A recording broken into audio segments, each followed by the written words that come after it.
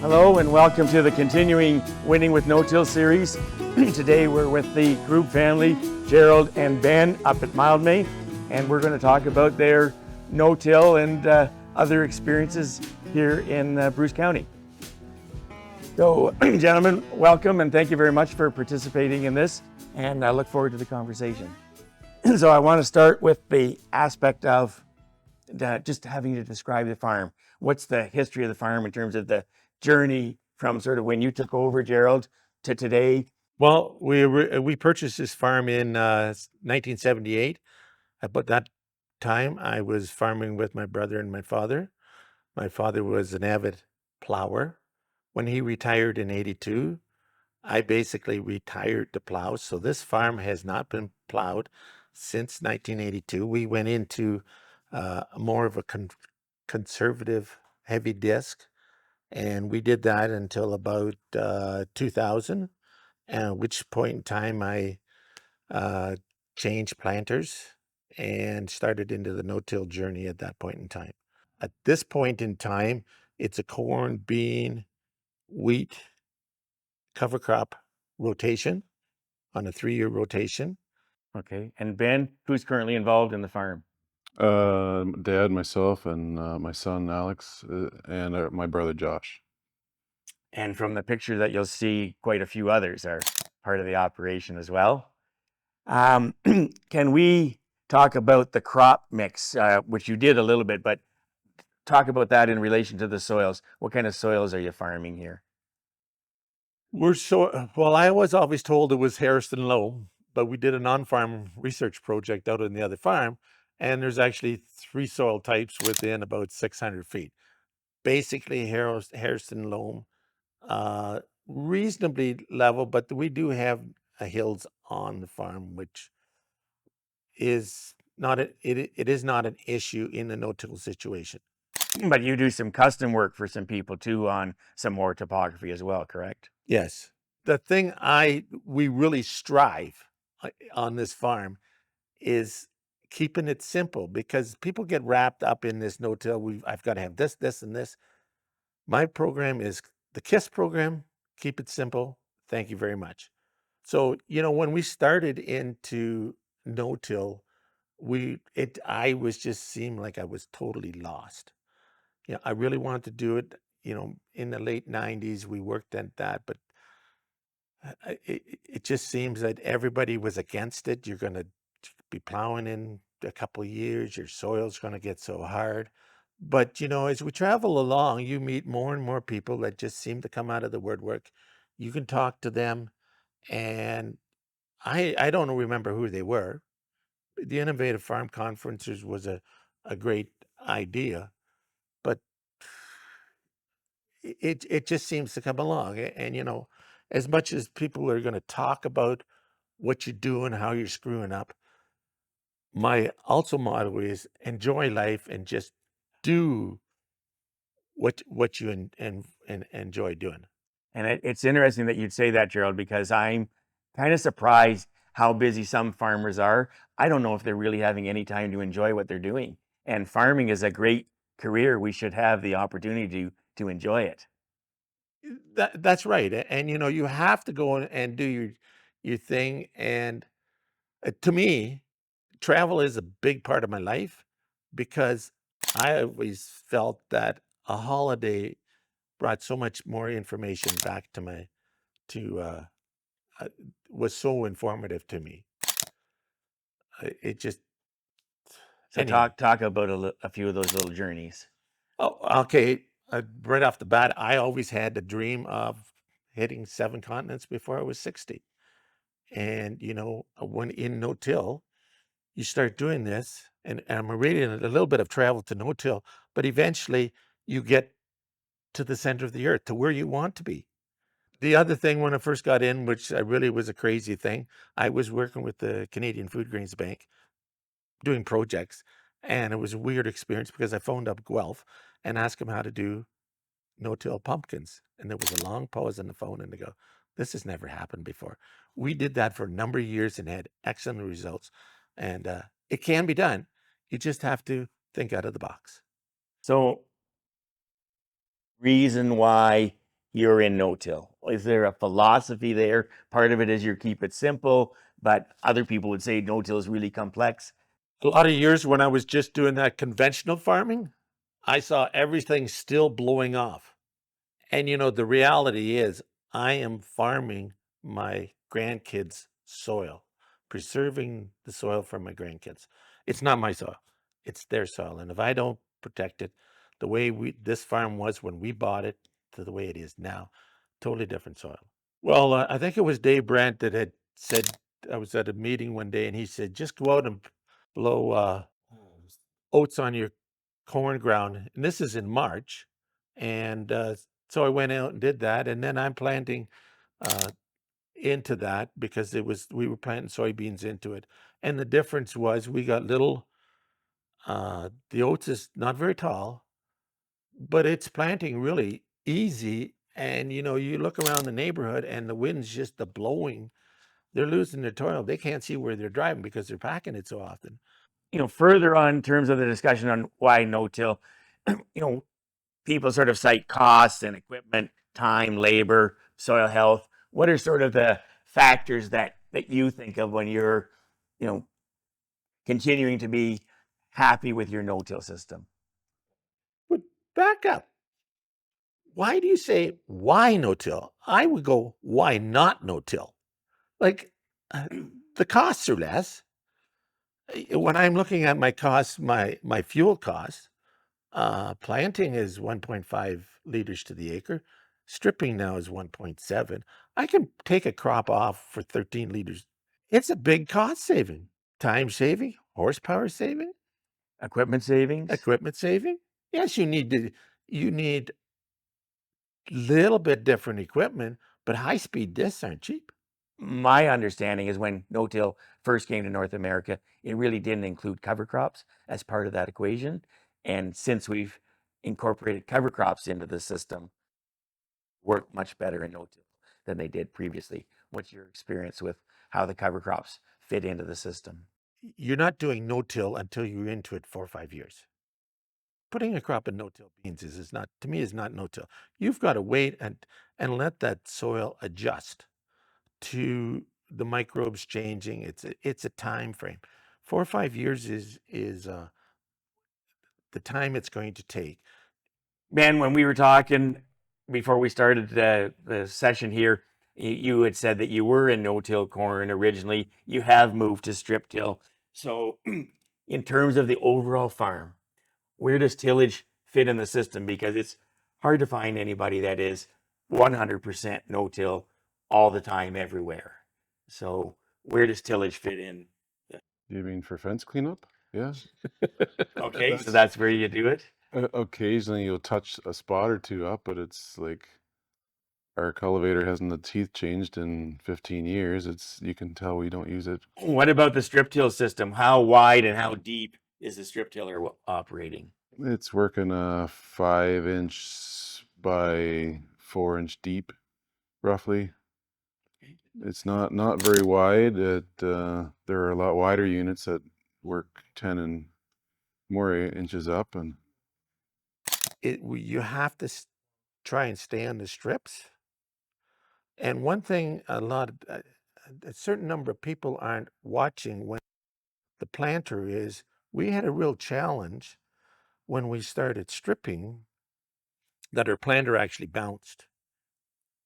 Our down pressure wasn't stable enough. And going from a 4-inch press wheel to a 3-inch press wheel just solved that problem. So you use the strip tiller ahead of corn. So are you putting down dry fertilizer for more than just the corn crop? No, just the no. And then the soybean fertilizer gets laid on the top then? We're doing a wheat rotation with cover crop. So after the red clover is a definite in the wheat, just do it.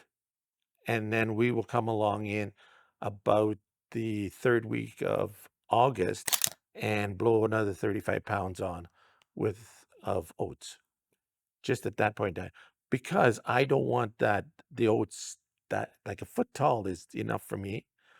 In a mid to late September, my goal is to put biosolids on, a place for they to get sucked in, and they're a good fertility. But right after the weeds come off, do our soil sample, and then we'll put our 3-year application of potash on. One trip across the field. Instead of doing 100 pounds every year, do 300 pounds and get it over with. And when is the strip tiller being used in the system, like time of year? Oh, Typically the same day the plant is running. So it's really a spring implement for you Yes, guys. You're yes. not doing much in the way of fall strip tilling No, we're not doing any.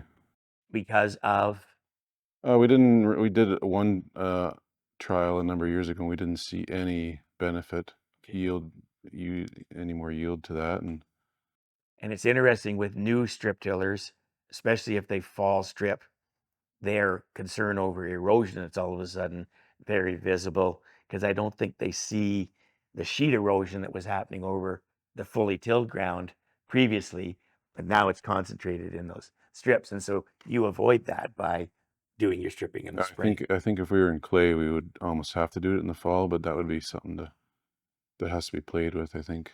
Okay. Very good. So what implements are the key to the no-till system for you guys? well, it's definitely the strip till in front of the corn, because that's just our way of putting fertilizer in the ground. And by being able to work that ground just a little bit, we can, because you're not really working it and drying it out, I think you can actually do it earlier, because you strip it, 4 hours later you come along, plant it, and if the closing reels are right, you can pack that down so it's not drying out that much. So you're keeping the moisture in there. So the strip, uh, having the strip and the corn planter in sort of a tandem there works awesome. To me, the corn planter is the only way to plant beans.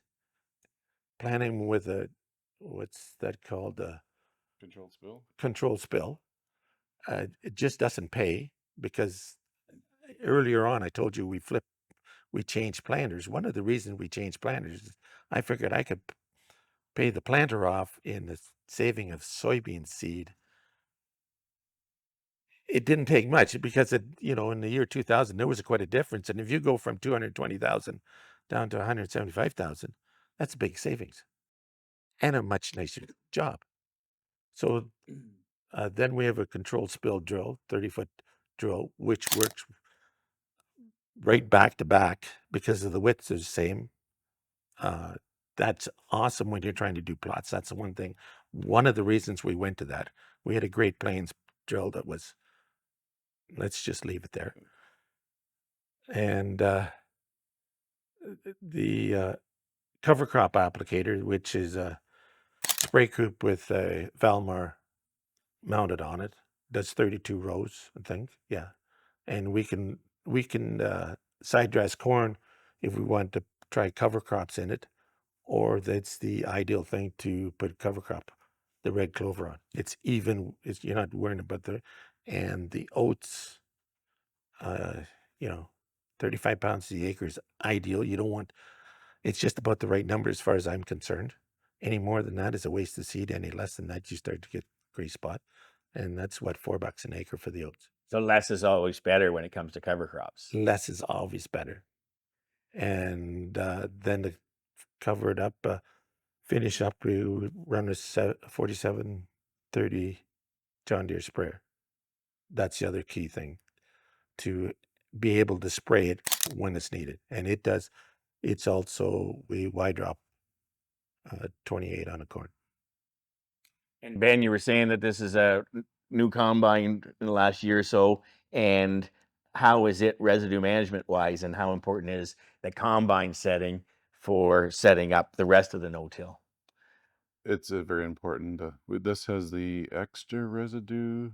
It's got the spinners on the back. I don't know what they call them, but you got to get that spread out, because dealing with that soybean residue and I think it's going to be an issue this year with the tall soybeans, but it's a real key. And on our corn row, on the corn head, we have the Calmer crusher rolls that really help keep that corn row tight and clean for the soybean planting in the next year. And That combine, like everything is matched to the same, is all 12 row or multiples of 12 row. everything's 30 feet, yes, Okay. except for the corn head. It's just 6 rows. It's Oh, 15. is it? Okay.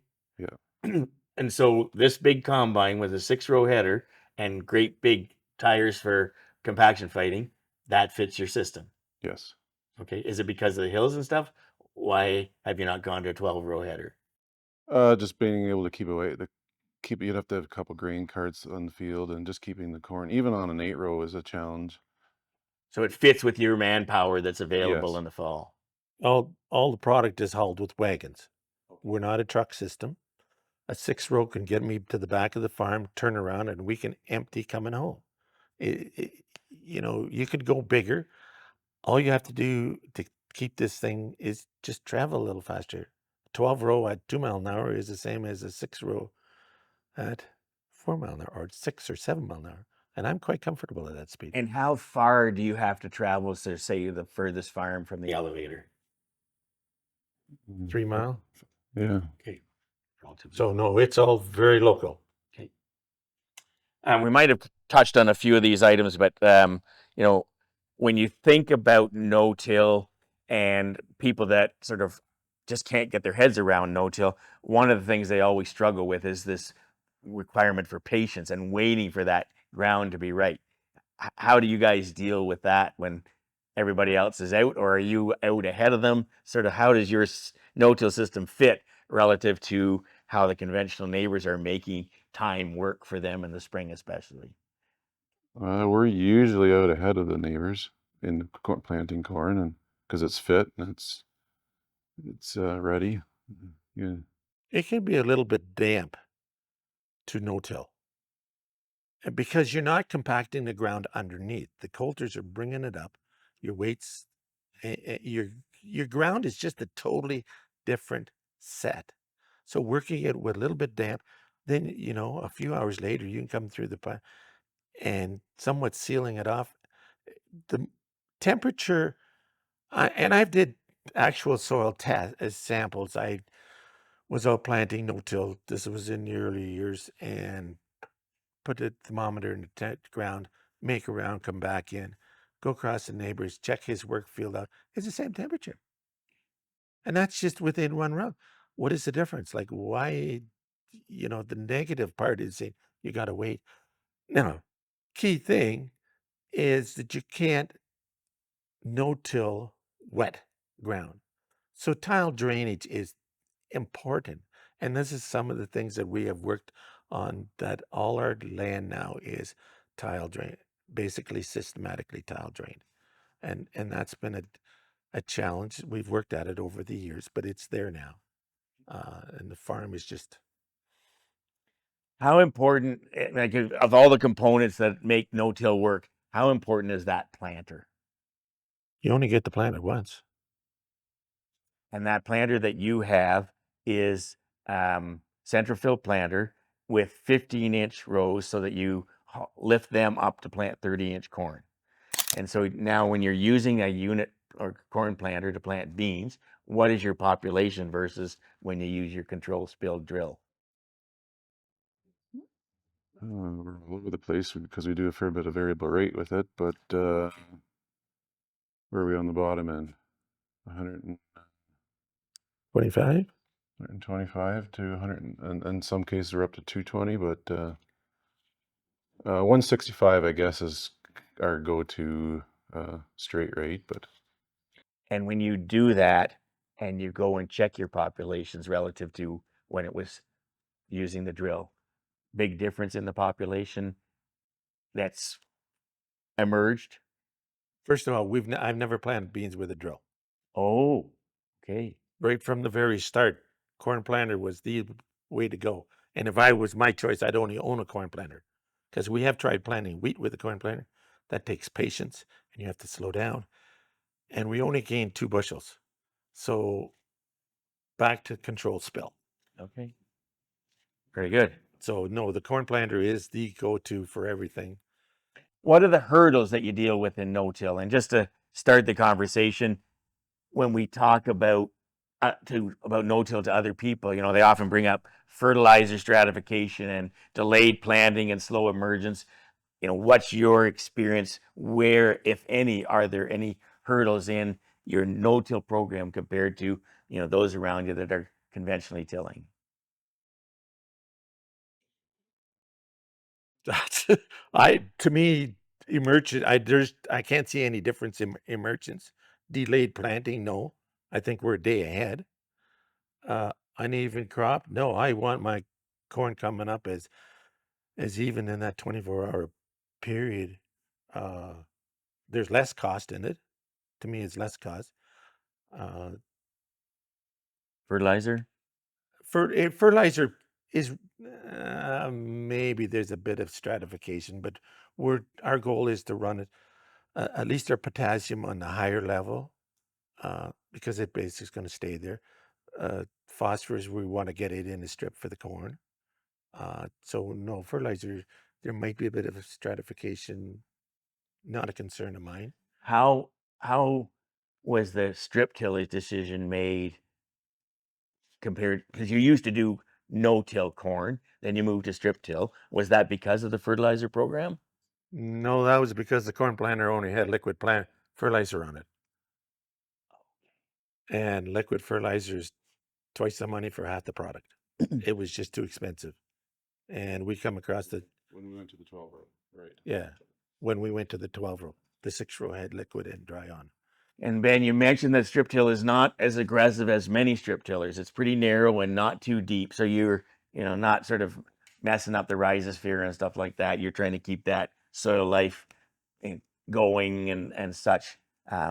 So the tillage is there, but it's pretty minimal relative to, you know, conventional corn. Yes, and the horsepower requirements on this particular unit is fairly low. We were in it for a number of years on 10 to 12 horsepower per row.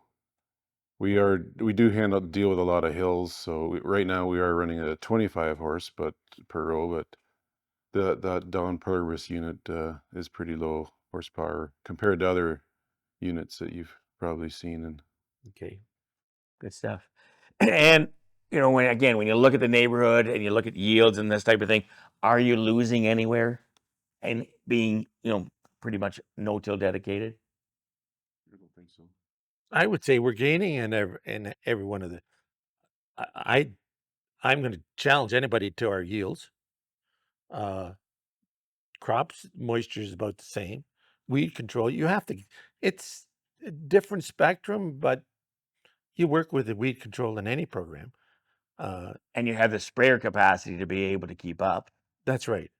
So no, and then years ago when we went through some wet falls, uh, as soon as we moved to no-till soybeans and that, our combining issues just went away because it work ground. If you get an inch, you start combining that work ground in the fall is just a mess. I've just told people if you want to work your ground, don't ask me to combine. So it's interesting that you are concerned about that. And so in the no-till situation, which carries your equipment better, you're still putting big rubber on your equipment. So you're still like, talk to me about why you spend the money on big rubber if you've already got the stability from the lack of working the soil. Because I don't want to build that hard. I don't want compaction. We've worked with you a number of years ago in the compaction plot, and we did a whole compaction plot, and we come across back in the spring, and the only thoughts we could figure out why we weren't compacting the ground we did, because we filled that machine right up with corn on a wet, muggy day that we should have never been in the field, and come back next spring and we could see the combine marks, but we couldn't find any compaction in any no spots. So yeah, you got to put the big tires on to. I don't want compaction. Spend the money on it. Now there with the big white tires, if you start when you get going down through the field a little fast, Yeah. she will start to rock. Okay. Okay. So And we don't want to leave any ruts that would require cultivating. So yeah, big thing. There's no ruts. To me, we have never fixed any ruts in the past 10 years. It's just rut free. Okay. And so then, turning it to the positive, which you kind of turned the negative into the positive right from the start, but where are you really winning by being in this system that you're in compared to where you would be if you were in conventional? Sheer time savings in the field. What about costs? Do you think your cost per bushel is cheaper in this system? I would think definitely yes. You know, Ben has did an awesome job on setting all our fields up, because with the precision, every field is laid out. He goes in with corn. 3 years later, he goes back in. Fertility's right there. I follow with the planter. It's major time saving that way.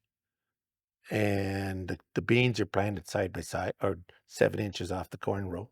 Okay. So when he talked about the kilometer things, the kilometers were putting the stuff right beside. Well, now our planter can now basically stay off a lot of that trash. So yeah, labor saying soil health. People are concerned about material breakdown. We've had demonstrations around here. They asked me, well, what has been in the field? Well, there's no corn stalks there anymore, or very few corn stalks from the last rotation. The worms are in there. The soil is just a whole lot more mellow over the time. The water's not ponding. No, I can't actually see, and I'm seeing any negatives with no-till, and I'm baffled because people say, well, I have clay. Well, I'm thinking that if you have clay and you leave all that trash on top, all that organic material, it eventually should it not become a clay loam in the top 2 inches? And that's what you want. Why bring all that subsoil up? And yeah, we don't need the subsoils. That parent material isn't going to grow anything. So let's just try and build out on top of that. And you talk about soil health. Back in the Walker water crisis, we were all no-till that year. My corn was all in the ground. The corn was up, and we got the massive rain, and there was a slot this wide, this deep, in the ground. The corn kernel was still there. The root was there, and all the corn stalks were hanging on. But only that little bit of moved. All the rest of it. I wish we had pictures of that. I wish I had pictures of that. That was unbelievable. Everybody else was getting the truck out and started hauling their topsoil. Wild. So would you ever go back to conventional program of cropping from your experience of the last 25 years? Tillage seems complicated. Okay. That's a good way of putting it. I'd have to hit my head really hard to ever think of going back. No, we had farmed no-till, and when it was sold, it just cried because the soil was so mellow, and they took a chisel plow in. Crimes against our grandkids. That's all I can say. All right. And any next steps planned in the program? Yeah, you better answer that so I know what's coming on. It's working for you. It's working. We've tried so many different types of closing wheels on the corn planter. I think we have about 6 sets there now.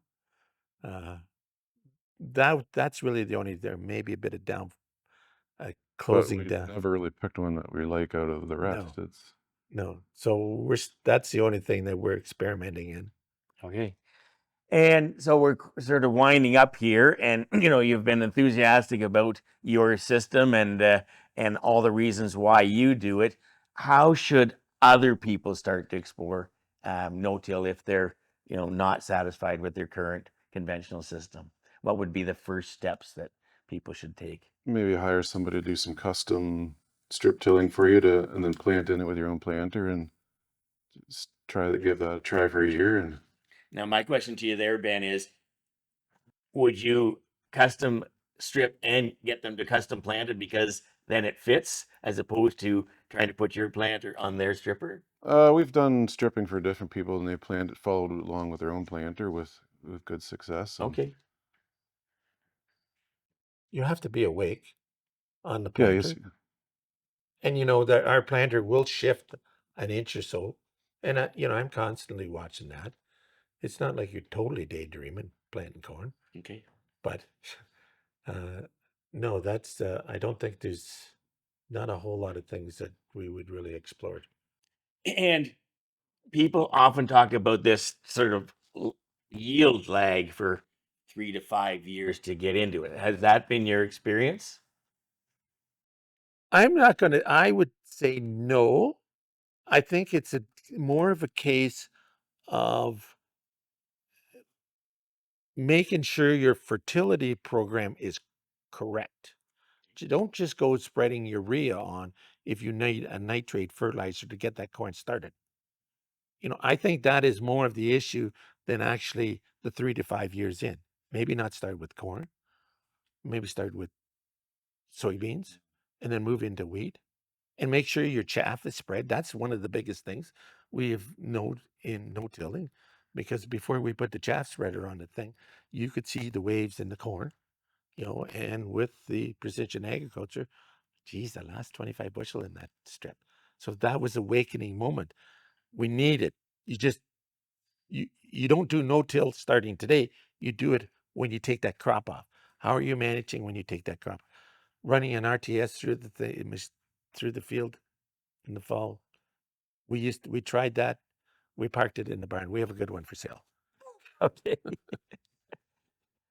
Okay, so on behalf of those that are going to see this series through the winter, thanks for sharing your no-till experience, and we appreciate your enthusiasm and your thoughts on how others can play in this no-till pond with you. Thank you. I appreciate a phone call from anybody. Always looking to share thoughts.